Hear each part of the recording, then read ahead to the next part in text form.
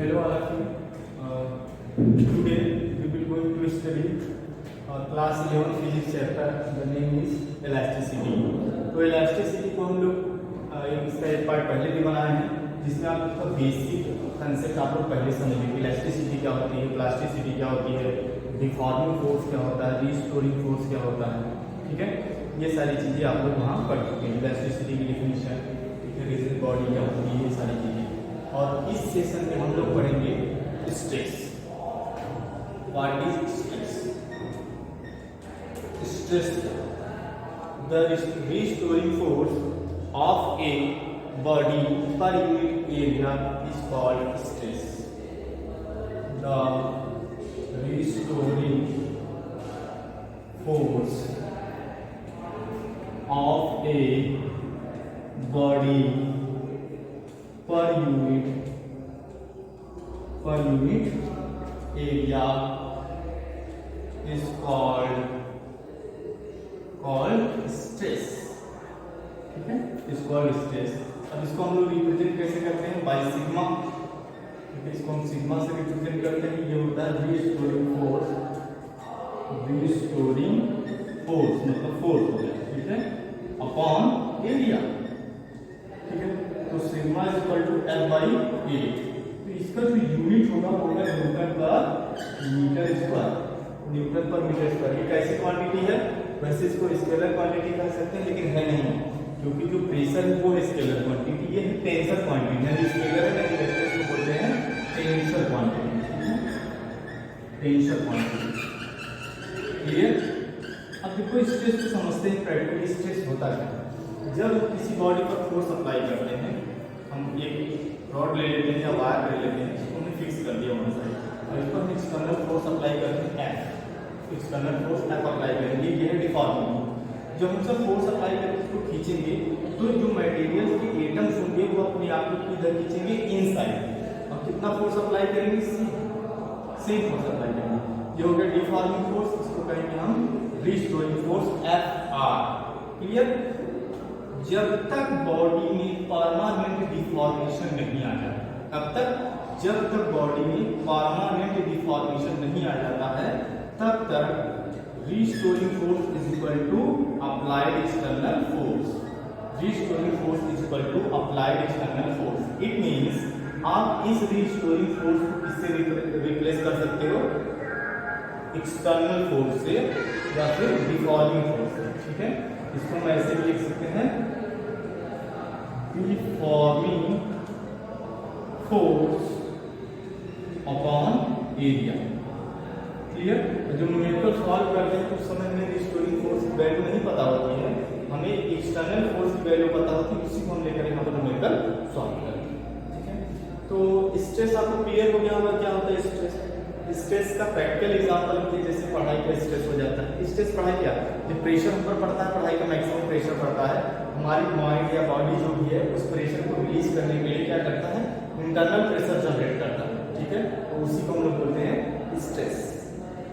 ठीक, तो वैसे स्ट्रेस सिचुएशन, लेकिन यहाँ पर मटेरियल की बात चल रही है। ठीक है, अब हम जानेंगे कि स्ट्रेस के कितने टाइप्स होते हैं। तो स्ट्रेस के कितने टाइप्स होंगे? टोटल 3 टाइप्स होते हैं। अभी मैं इसको इरेज कर रहा हूँ, फिर लिखूँ। ठीक है, stress are 3 types. Longitudinal stress, first is longitudinal stress. Longitudinal stress. Second होता है शियर स्ट्रेस। शियर स्ट्रेस और इसी को बोलते हैं टेंजेंशियल स्ट्रेस। क्लियर? और थर्ड होता है वायलुन स्ट्रेस और हाइड्रोलिक स्ट्रेस। वायलुन स्ट्रेस और hydraulic stress.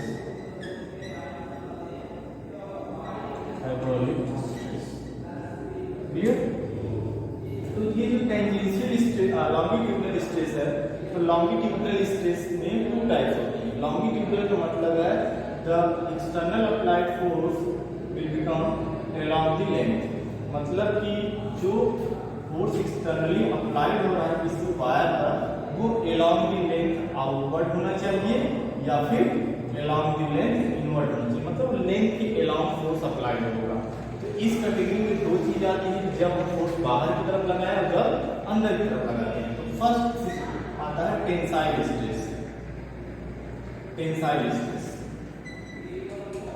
Tensile stress, tensile stress में क्या होता है, हम एक स्ट्रेट रॉड लेते हैं, उस पर कहाँ फोर्स लगेगा, एक्सटर्नली बाहर की तरफ फोर्स अप्लाई होता है, ठीक है, और उसका टोटल पूरा सेक्शनल एरिया ये ले लेते हैं।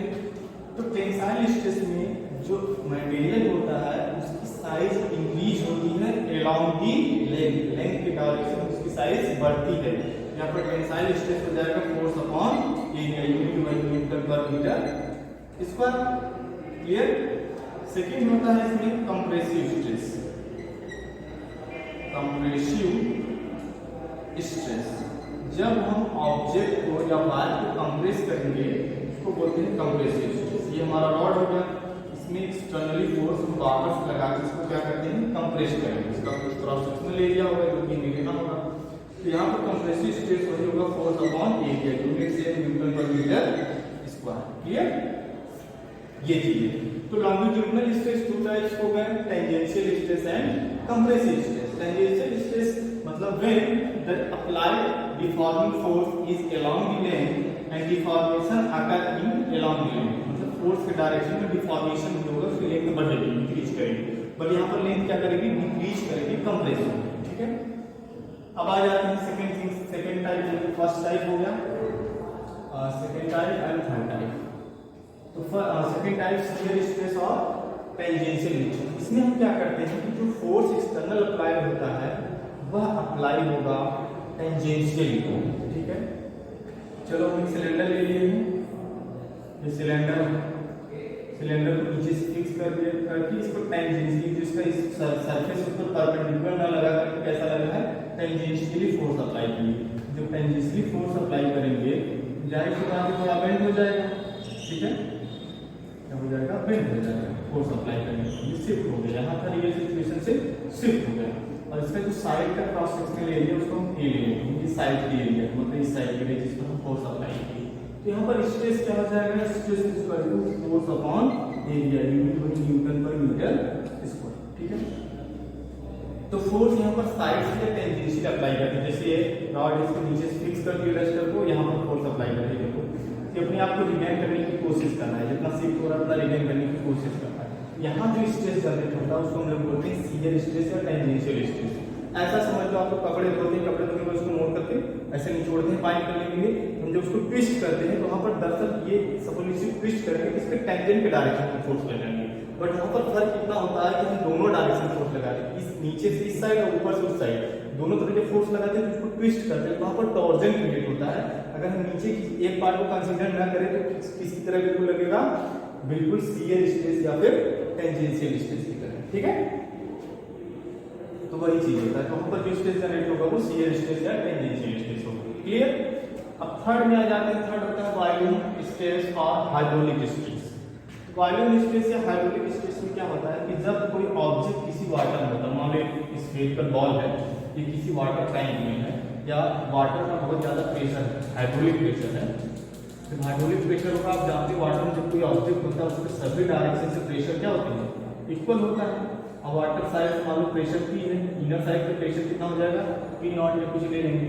ठीक है, तो जब सब साइड से उसका प्रेशर लगता है इसकी साइज में चेंज आ जाता है, इसकी साइज इससे स्फेरिकल ही होगा लेकिन सब तरीके से इक्वल फोर्स लगने की वजह से इसका साइज कम हो जाएगा, मतलब इसकी वॉल्यूम डिक्रीज हो जाएगी। अब ये जो चेंज इन वॉल्यूम है वो कितना ले लेते हैं, delta V, initial volume V रहा होगा, इनिशियल वॉल्यूम V ले लेते हैं और चेंज इन वॉल्यूम V। ठीक है, इस तरीके से तो इसमें जो प्रेशर जनरेट हो गया वो होता है स्ट्रेस। तो यहाँ पर स्ट्रेस क्या होगा, स्ट्रेस इक्वल टू यहाँ पर भी जो एक्सटर्नल फोर्स अप्लाई करी है वो अपॉन इसका सरफेस एरिया। ठीक है, अब ये स्ट्रेस इक्वल होता है किसके, equal to liquid pressure, equal to liquid pressure. ये लिक्विड प्रेशर के इक्वल होता है। लिक्विड प्रेशर क्या है, लिक्विड जो प्रेशर P अप्लाई कर रहे हैं सभी डायरेक्शन से, वही क्या होती है, स्ट्रेस। बट यहाँ पर लिक्विड प्रेशर है, लेकिन यहाँ पर आप देख रहे हो प्रेशर ना होकर के प्रेशर का डिफरेंस है। तो जो यहाँ पर स्ट्रेस रियल में जो स्ट्रेस है वो है stress equal to delta P which is P minus P naught. This is the stress, या इसी को हम लोग बोलेंगे लिक्विड प्रेशर। ठीक है, वही स्ट्रेस इक्वल है क्योंकि फोर्स अपॉन एरिया वही प्रेशर भी होता है। तो लिक्विड के केस में यहाँ पर लिक्विड प्रेशर हो गया, प्रेशर डिफरेंस हो गया। यही हो गया आपका stress in case of volume stress या हाइड्रोलिक स्ट्रेस बोलते हैं। ठीक है, ये 3 केसेस हैं। ठीक, अब जो नेक्स्ट टॉपिक है वो है स्ट्रेन। ठीक है, स्ट्रेस और स्ट्रेन मिलकर ही कंप्लीट होते हैं। तो स्ट्रेन क्या है? स्ट्रेन हम लोग स्ट्रेन डिस्कस करेंगे। और स्ट्रेन भी कितने टाइप्स होती है? वो भी 3 टाइप्स होती है, लॉन्गिट्यूडिनल स्ट्रेन, शियर स्ट्रेन और वॉल्यूम स्ट्रेन, सेम टाइप्स होते हैं। ठीक है, हम लोग क्या करते हैं, इसको इरेज कर देते हैं, अब फिर इसको डिस्कस करेंगे। स्ट्रेन क्या होता है? द फ्रैक्शनल चेंज या fractional change in object is known as strain. Fraction मतलब अपने इनिशियल साइज के कंपैरिजन में जितना चेंज हो उसको हम लोग बोलते हैं फ्रैक्शनल। ठीक है, the fractional change in configuration या फिर size in configuration of object is called strain, is called strain। इसका जो फार्मूला होगा strain is equal to change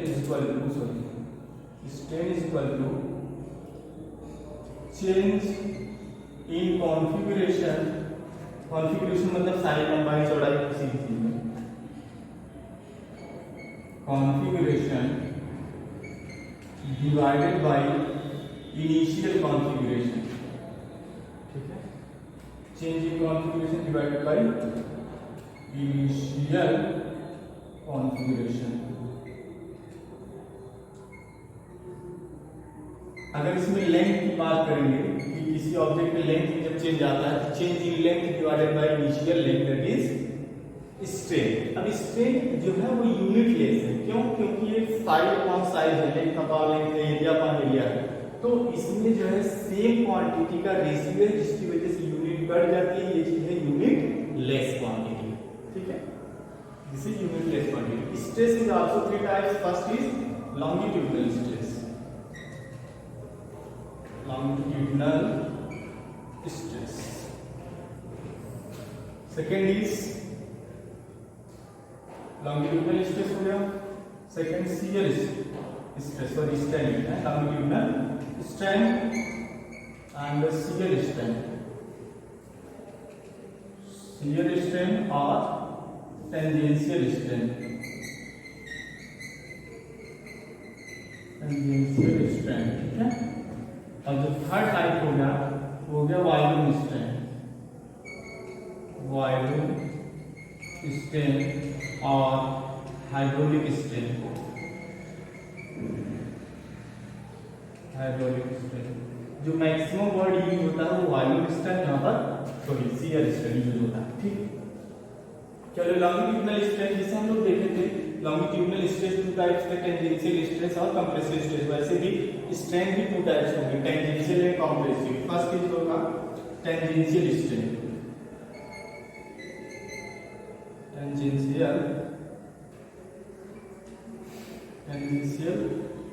tangential stress हो रहा, सॉरी टेंसाइल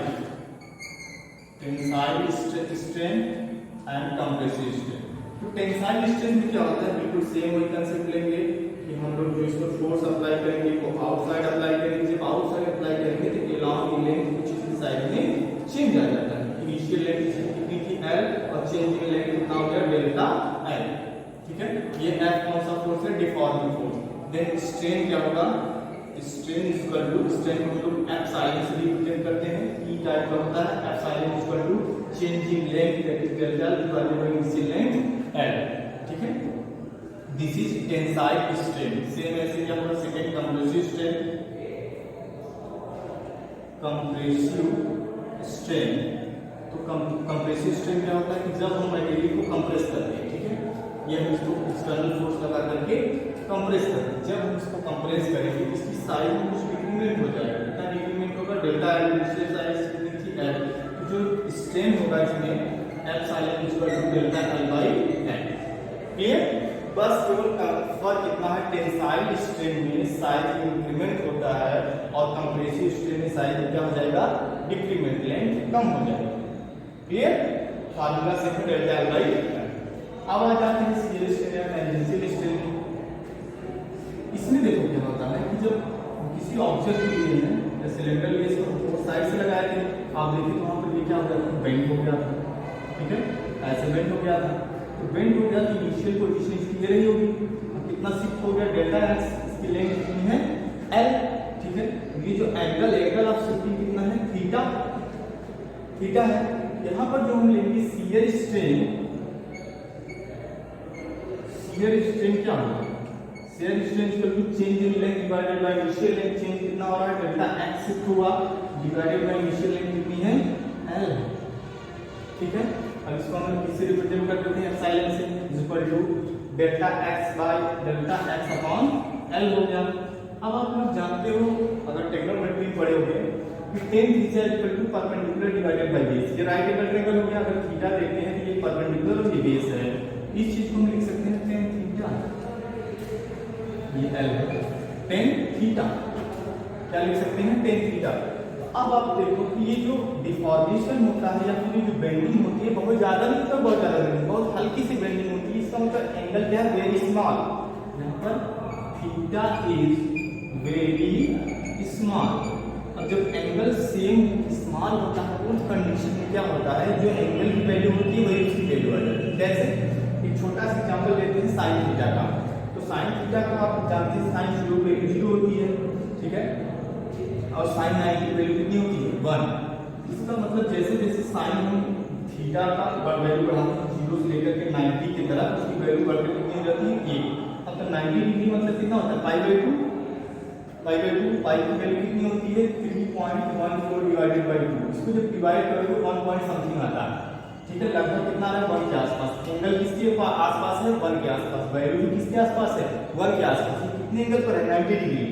सोचो जब बहुत छोटा होगा तो 0 पर 0 है, तो 0 से जब जरा से एंगल बढ़ाएंगे रेडियन में, इसकी भी वैल्यू जरा से बढ़ेगा, ठीक है। कहने का मतलब यह है अगर थीटा स्मॉल होता है तो थीटा की इक्वल उसकी वैल्यू भी होती है। जब ऐसा है तो हम यहाँ पर क्या लिख सकते हैं? Epsilon equal to delta X by L is equal to tan theta is equal to क्या हो जाएगा? Theta. It means here is the theta is a shear strain. यहाँ शियर स्ट्रेन की वैल्यू कितनी है? थीटा। क्लियर? चलो बात करते हैं हम वॉल्यूम स्ट्रेन की। वॉल्यूम स्ट्रेन या हाइड्रोलिक स्ट्रेन आप जानते हैं ये तभी होता है जब किसी ऑब्जेक्ट को हैवी प्रेशर के लिक्विड में डाल दिया जाता है। चलो हम यहाँ पर एक स्फीयर ले लेते हैं, इसको हैवी प्रेशर में अप्लाई कर देते हैं, मतलब लिक्विड टब में है ये, हैवी प्रेशर अप्लाई किया गया P चारों तरफ से, ठीक। और इसका वॉल्यूम डिक्रीज हो गया है, डेल्टा V छोटा हो गया। कितना डिक्रीज हुआ है? Delta V। तो जो स्ट्रेन होगा यहाँ पर strain equal to change in volume divided by initial volume, क्योंकि change in configuration divided by initial configuration, change in length divided by initial length, change in length divided by initial length. यहाँ पर change in volume divided by initial volume. अब आप देखो यहाँ पर volume कम हो रहा है, जब कम हो रहा है तो इनिशियल इसकी वैल्यू क्या आएगी? डेल्टा V की वैल्यू नेगेटिव आएगी। क्या है? नेगेटिव, क्योंकि हम क्या करते हैं? फाइनल माइनस इनिशियल, तो फाइनल तो छोटा वाला है, इनिशियल बड़ा वाला है, तो नेगेटिव आ जाएगा डेल्टा V। तो डेल्टा V नेगेटिव आ जाएगा तो हम अपनी तरफ से अलग से माइनस लगा देते हैं जिससे ये क्वांटिटी क्या हो जाए? पॉजिटिव। क्यों? क्योंकि हमको स्ट्रेन को पॉजिटिव में लेना होता है, ठीक है। स्ट्रेन क्या होगा? Change in volume divided by initial volume. Clear? और यहाँ पर हमने क्या साइन ले लिया? नेगेटिव, ठीक है। ये 3 टाइप्स हो गए। अब आप देखो हम लोग क्या पढ़े? स्ट्रेस और स्ट्रेन। इस पूरे चैप्टर में बस यही दो चीजें, स्ट्रेन, स्ट्रेन और मॉडुलस ऑफ इलास्टिसिटी, और ये सब 3 टाइप के हैं। स्ट्रेस हमने 3 टाइप्स के पढ़े, स्ट्रेन हमने 3 टाइप्स के पढ़े, ठीक है। अब हम लोग पढ़ेंगे मॉडुलस ऑफ इलास्टिसिटी, लेकिन उससे पहले हम लोग पढ़ेंगे क्या पढ़ना है कि इलास्टिक लिमिट क्या होती है। लिमिट ऑफ इलास्टिसिटी, उसके बाद हुक्स लॉ पढ़ेंगे, वही हम मिलेगा हमको मॉडुलस ऑफ इलास्टिसिटी, और वो भी कितने टाइप्स होंगे, 3 टाइप्स होंगे, लेकिन उनका नाम ऐसे नहीं, उनका नाम डिफरेंट है, ठीक है। लेकिन रिलेट इसी से करते हैं, इस फर्स्ट टाइम से जो रिलेट करते हैं यंग मॉडुलस हो जाएगा, सेकंड टाइम से रिलेट करते हैं, और जो थर्ड से रिलेट करता है उसको बोलते हैं बल्क मॉडुलस, इसको बोलते हैं rigid modulus, modulus of rigidity, ठीक है। इस 3 तरीके से रिलेट करते हुए मिलेगा। तो अभी के लिए इतना ही, आप लोग इसको वीडियो को पॉज करके नोट कर सकते हैं, बाकी नेक्स्ट वीडियो में। Thank you.